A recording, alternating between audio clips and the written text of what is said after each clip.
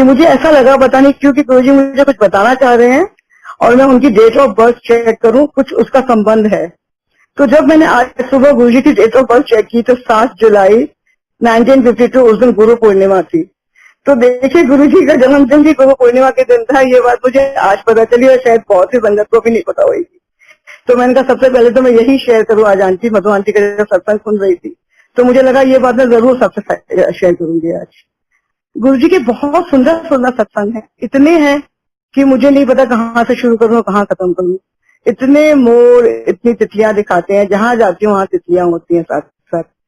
आज ग्रेवाल आंटी ने जब बताया कि ऋषिकेश में जो अपना हम लोग वाटर राफ्टिंग करते हैं, तो करीब 4-5 साल पहले मैं भी गई थी जो राफ्टिंग के लिए। तो मैं भी बहुत डर रही थी, मेरी हिम्मत नहीं हो रही थी बैठने की। और उसने डरा भी दिया कि भाई बीच में जब बोट टर्न कर जाती है वहां से एडवेंचर शुरू होता है।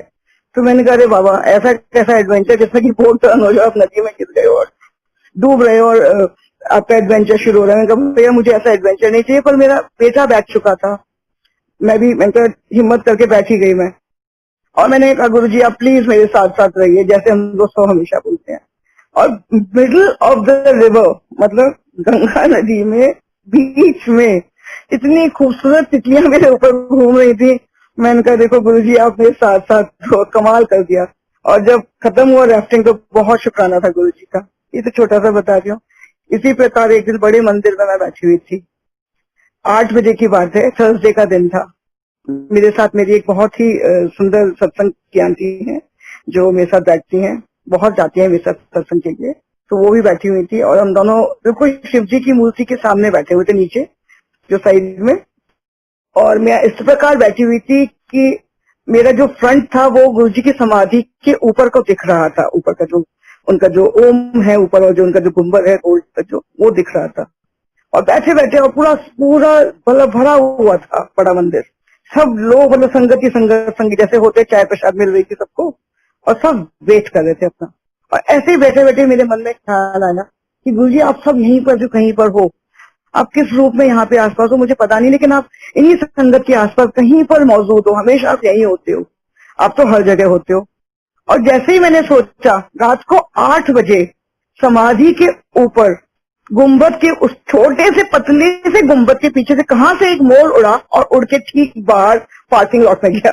मैंने साथ वाली आंटी को जो बैठी थी मेरे साथ, उनको मैंने कहा आंटी देखो देखो मोर रात को 8 बजे गुरुजी के वहां से उड़ के जा रहा है। जैसे उसने देखा तब तक वो मतलब लैंड कर रहा था, पर ही शी कुड सी, मैंने देख चुकी थी वो। तो गुरुजी की तो इतनी कृपा है।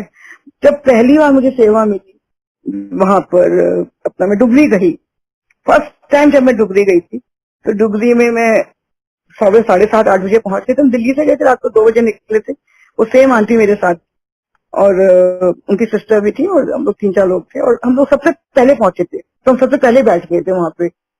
फर्स्ट टाइम था, ज्यादा जानती नहीं थी, कुछ पता ही नहीं था मुझे तो। और वो गेट के सामने हम लोग बिल्कुल सामने बैठे थे, फर्स्ट पर्सन, हम लोग 4-5 लोग थे। मैं थोड़ा उठ के पीछे चली गई, वो लोग 3-4 आंटी बैठी हुई थी। तो जब एक साथ गेट खुलने से कुछ मतलब आधा 1 घंटे पहले, मतलब 8 बजे के आसपास, नॉट गेट खुलने से पहले, 8 बजे के पास पास एक अंकल आए और खड़े होकर सबको देखने लग गए।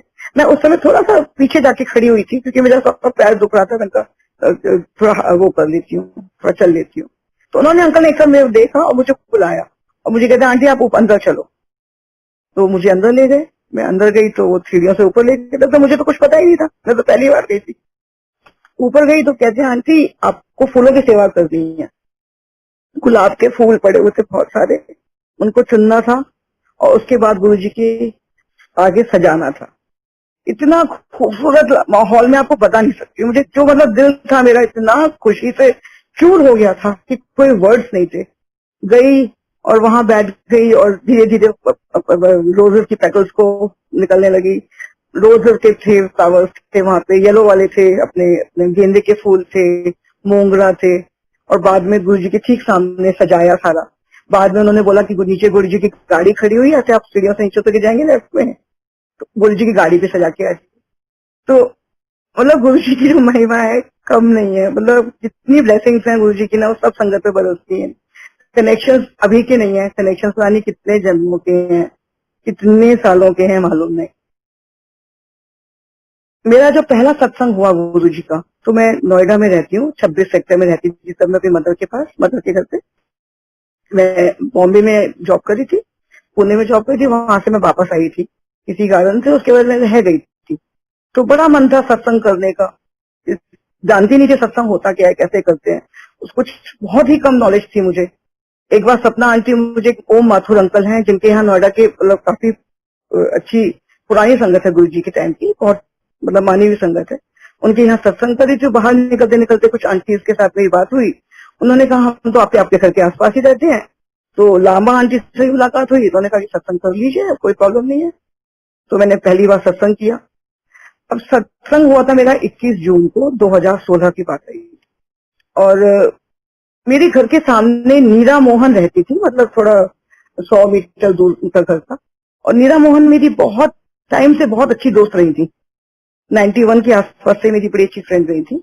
उनके यहाँ उनका छोटा बेटा खेलता रहता था, उसको मैं बचपन से देखती थी मतलब। और जब सत्संग हुआ तो सत्संग से पहले सब लोग बात करते थे गुरु जी की जूती में ये ऐसा है ऐसा है। तो मेरा बड़ा इच्छा मन में कि मेरे किसी तरह से मेरे सत्संग के अंदर गुरु जी की जूती आ जाए। अब ये बात मेरे मन में बहुत बैठी हुई थी कि भाई मुझे गुरु जी की जूती कैसे भी आ जाए, मैं बड़ी खुश होंगी। तो सत्संग वाले दिन ऐसे ही मेरे नीरा को फोन किया कि नीरा भाई ऐसे ऐसे मैं सत्संग कर रही हूँ, तो तुम आओ मेरे से मिलने के लिए। तो उससे बातें करते करते उसने मुझे बताया कि उसके बेटे के पास गुरु जी की जूतियां हैं, और उसका बेटा है सिद्धार्थ मोहन, जो सिंगर सब लोग जानते हैं सिद्धार्थ को आज की तारीख में। तो सिद्धार्थ उनका बेटा था, और मैं सिद्धार्थ से कई बार मिली हुई हूँ। सिद्धार्थ के मैंने नॉन मतलब जो रिलीजियस सॉन्ग्स उसके पहली एल्बम थी तब से सुन रही थी, और उसकी अलग बातें हैं, वो तो अलग चीज है, अभी मैं गुरु जी की बात करती हूँ। तो उन्होंने कहा सिद्धार्थ को किसी ने गुरु जी की जूतियां दी हुई हैं। तो मैंने कहा सिद्धार्थ को, मैंने कहा दी हुई है तो भी मेरा आंटी अगर मेरे घर पे आ जाए सत्संग में तो बहुत खुशी होगी मेरे को, I be very happy. She told me अच्छा मैं बात करती हूँ, उसकी वाइफ को बोलती हूँ। तो उन्होंने उसकी वाइफ को बोला, सिद्धार्थ की वाइफ को, और she such Suhani is the नाम, उनकी सिद्धार्थ की वाइफ का सुहानी है। सुहानी से भी मैं पहले शादी से पहले भी मिली हुई थी, उनकी शादी से पहले भी। तो सुहानी अपने सिर पे रख के जूतियां एग्जैक्टली सत्संग स्टार्ट होने से 15 मिनट पहले लेके आई और उसने जूतियां रख दी। मैं इतनी खुश कि मेरे पास कोई वर्ड्स नहीं है। मतलब गुरुजी जो बोलते बाद में है वो मानते पहले हैं, मतलब I have no words to explain. उसके बाद में सिद्धार्थ भी आ गया, तो मतलब बच्चा जैसे ही था हमारा तो आया और आके जमीन पे ही बैठ गया, और उसने गुरुजी के 2-3 बड़े अच्छे शब्द हम लोगों को सुनाए लास्ट में, और बहुत अच्छा सुंदर सत्संग हुआ। मेरी मदर बहुत लाइक, मैं जैन हूँ तो मेरी मदर को तो जैनियों का था पता नहीं। तो उसके बाद मेरी मदर जो है, मतलब क्योंकि ये कॉन्टिन्यूअस का सत्संग था और ये 7 जुलाई से रिलेटेड था और अभी निकल के गई है, इसीलिए मैंने सोचा कि शायद इसको मैं कर देती हूँ। तो मेरी मदर जो है ना जैन है, तो उनको तो इतना खास मतलब मालूम नहीं था ज्यादा। और उस दिन संगत बहुत थी, 300-400 लोग थे, पूरा घर हमारा भरा हुआ था। तो मेरी मदर को भी लेके आए। मेरी मदर को 1-1.5 साल पहले टाइफाइड वगैरह होके चुका था, टीवी होके चुका था। So she was very frail and very weak, and she was not keeping well also. And she's 80 years की थी, 80 साल की थी, काफी वीक थी। तो उनसे पूरा लंगर भी नहीं खाया गया और वो थोड़ी देर बाद चले गए उठ के। और गुरुजी के सत्संग के बाद वो जूतियां मेरे घर पे 3 दिन तक रही, और 3 दिन तक मतलब पूरे घर में रोज की फ्रेग्रेंस एज यूजुअल बहुत अच्छे से मतलब थी। और 3 दिन के बाद जो गुरुजी का एक स्वरूप था, उसमें कुछ अमृत की धारा भी, जो मैं नहीं जानती थी उस समय तक कि क्या होती है, वो बह रही थी, मतलब 2 हरी की। और मैंने बेटों को डांटा कि भाई ये क्या चीज है, ये क्यों बह रही है, व्हाट इज दिस, तुम लोगों ने कुछ गुरु जी के स्वरूप पे कुछ कर दिया क्या, गिरा दिया, मतलब मैं गुस्सा भी हुई उन लोग बच्चों पे। फिर मैंने उसको बड़ा साफ करने की कोशिश, मुझे समझ में नहीं आता ये है क्या चीज। वो अमृत वर्षा हुई थी उस वक्त। उसके बाद 26 जून को मेरी मदर को अटैक आया, पैलेट अटैक, सुबह 8 बजे।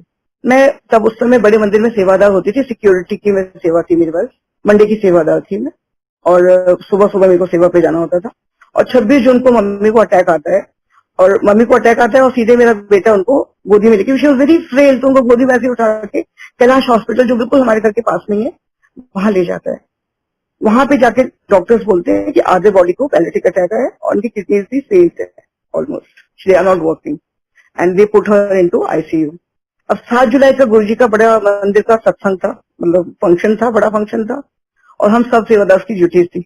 उस समय ड्यूटीज एलोकेशन चल रहे थे और आई वॉज वेरी अनश्योर कि मैं जा पाऊंगी, क्योंकि मम्मी की हालत जो खराब थी, तो मुझे नहीं पता था कि क्या सिचुएशन है।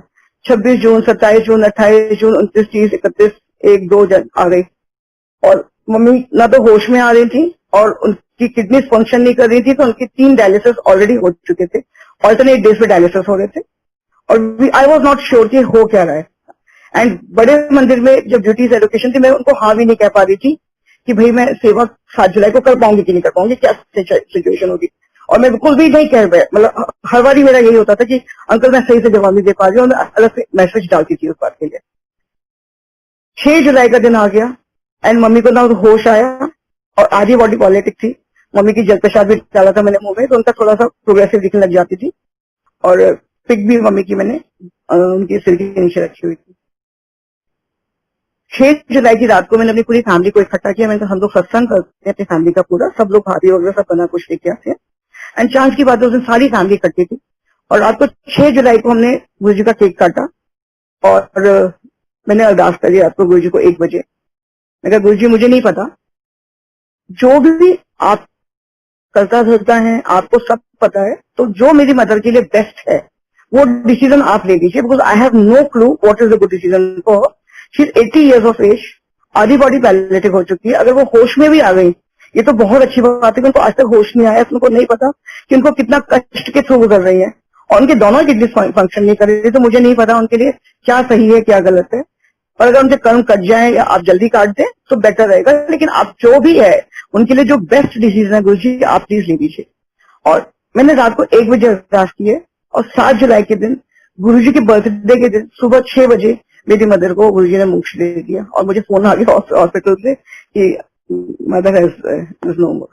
तो लेकिन मैंने उस दिन के बाद से हर 7 जुलाई को मैं गुरु जी का बर्थडे बहुत धूमधाम से मनाती हूँ। इस बार भी मैंने सत्संग किया था अपने घर पे, पूरे 24 घंटे में जोत जलती रही है, 12 बजे से लेकर अगले 12 बजे तक। एंड जब भी जो मौका मिलता है, I think that was one of the best days when Guruji has granted such a big thing to my mother also. शुक्राना Guruji for each and everything. जो भी होता है सब अच्छे के लिए होता है। We have to be very positive and शुक्राना गुरुजी। प्लीज अंकल आप दूसरे आप बोल सकते हैं। Thank you so much for giving me this opportunity uncle. जय गुरुजी।